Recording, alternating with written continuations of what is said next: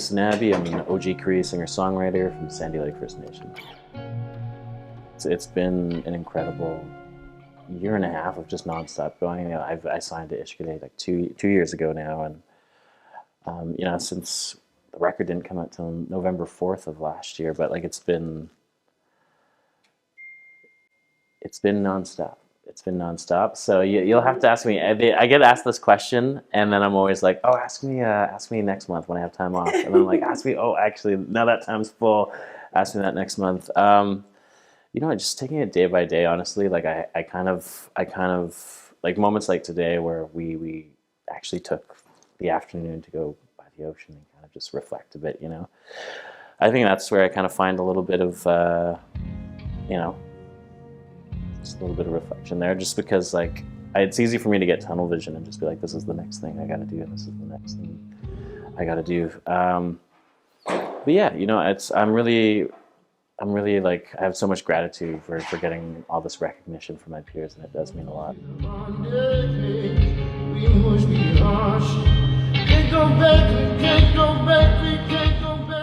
It's Oji-Cree Records. It's founded by Shoshana Kish and Amanda Rayhelm.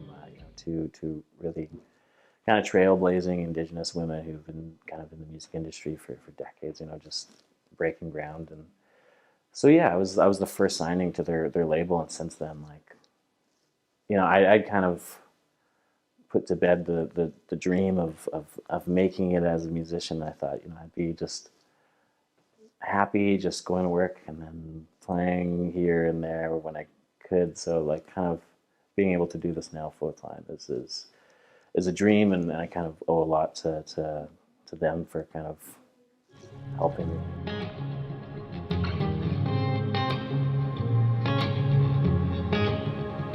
I've worked up in the wilderness, and kind of we all had these kind of near-death experiences, which kind of were kind of normalized just by being in the wilderness. Someone sawing their leg open and having to like hike 9 kilometers out. Someone getting charged by bears, and all these different things. And we always kind of joke about it. But I think I had worked this job and I'd fallen through the ice, and I kind of had this experience where like, that one was not as easy for me to kind of laugh about, because like I've had 2 family members who'd frozen to death, and that was going through my mind, and breaking through the ice and thinking of myself getting sucked under, and my family wouldn't be able to find me till spring.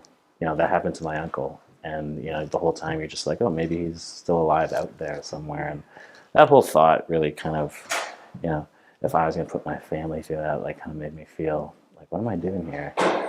And so I made this promise to myself, if I got out of there, I'd do what I feel like I was meant to do. And so made it out of there, and I moved to the big city to go try and be a musician. The culture and the family, I think they kind of went hand in hand with this project. Like I grew up off reserve. I was only in Sandy Lake till I was 4. So, I grew up on these kind of small northern, kind of more like white towns, and so yeah, it took me a while to kind of reconnect with my roots, because it wasn't like something to be proud of where I was growing up, and that's why it was so interesting moving to the city and kind of being wow, it's so different here to be Indigenous in the big cities. Like there's these little pockets where the culture is more celebrated versus not celebrated, and quite the opposite. So yeah, I think making this album, which started during the pandemic. My grandfather, I remember having these conversations with him and being worried that, he would get COVID, and him kind of losing his memories. And, in that moment, the whole, there's this urgency for me to record these stories and get to know more about who I am, because, yeah, as a person, like an Indigenous person, like many people, Indigenous people, like reconnecting, a lot of the time all we have is our family to kind of share these stories. And my grandfather at the time was like my last kind of direct connection to all our family history and how we got from A to B. So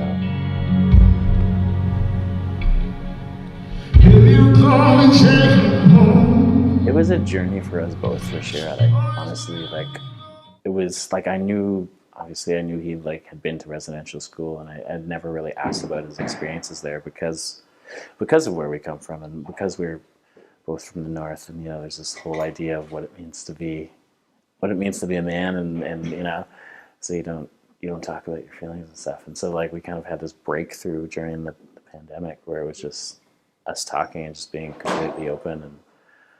And yeah, I think the biggest thing to come out of it was like my grandfather, before he passed away, like had decided that he was like ready to kind of move on and like forgive and move on with his life, which I don't think happens for many residential school survivors. But I think because he shared his story, and because suddenly like all the people around him were like, oh, like your grandson's here and just telling his story, and then like we listened to the record and we read this about your story, and so he was more like able to like speak about it more openly, and I think he just got like this,